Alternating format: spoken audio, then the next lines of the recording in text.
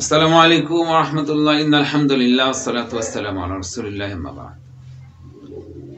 সম্মানিত ভিউয়ার্স, রমজান সম্পর্কে তথ্যবহুল আলোচনা করব ইনশাআল্লাহ। যাইতে পূর্বে আপনারা কখনো শোনেননি, আশা করব ইনশাআল্লাহ। আসুন, কি শোনেননি আমার কাছ থেকে শুনে নেন। কয়েকদিন আগে সন্ধ্যা লগ্নে পশ্চিম দিগন্তে ভেদ করে উদিত হলো এক ফালি চাঁদ। আলহামদুলিল্লাহ। অবারিত শান্তির ধারা নিয়ে হাজির হয়ে হলো নতুন মেহমান রমাজান মুবারক। উন্মুক্ত হলো জান্নাতের কপাট, বন্ধ হলো জাহান্নামের ফটক, শৃঙ্খলিত হলো বিতাড়িত শয়তান। যাবতীয় অসভ্য, অন্যায়, অপকর্ম, অকল্যাণ, জরাজনকে পদাদলিত করতে যা কিছু জয় করার নাম এ রমজান মাস। আলহামদুলিল্লাহ। ইহকালীন কল্যাণ এবং পরকালীন নাজাত অর্জনের মাস হচ্ছে মাহে রমজান।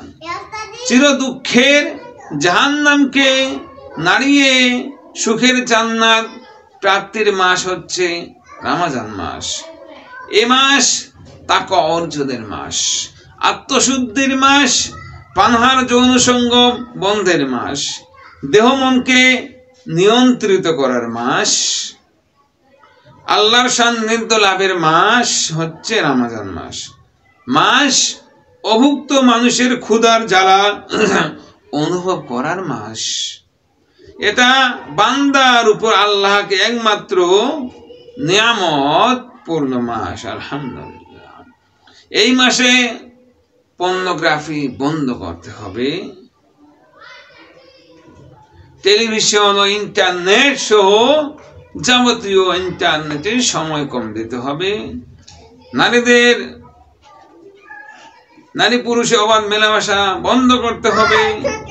বিজ্ঞান পোস্টার দেয়ালে বন্ধ করতে হবে। অশালীন বিনোদন পোস্টার দেয়ালে বন্ধ করতে হবে। কালোবাজারি, মজুদদারি, অন্যায়ভাবে জিনিসপত্রের মূল্য রদ বৃদ্ধি বন্ধ করতে হবে। ধূমপান বন্ধ করতে হবে। জুয়া লটারি বন্ধ করতে হবে। হোটেল দিনের বেলা এক দুপুর বন্ধ রাখতে হবে। মানুষের ঈমান যত বেশি মজবুত হবে, গুনাহ তত কম হবে। মানুষের ঈমান যত কম হবে, গুনাহ তত বেশি হবে। রমজান আমাদের নৈকট্য লাভের জন্য এক মহাময়ী আল্লাহ তাআলার দান। আলহামদুলিল্লাহ।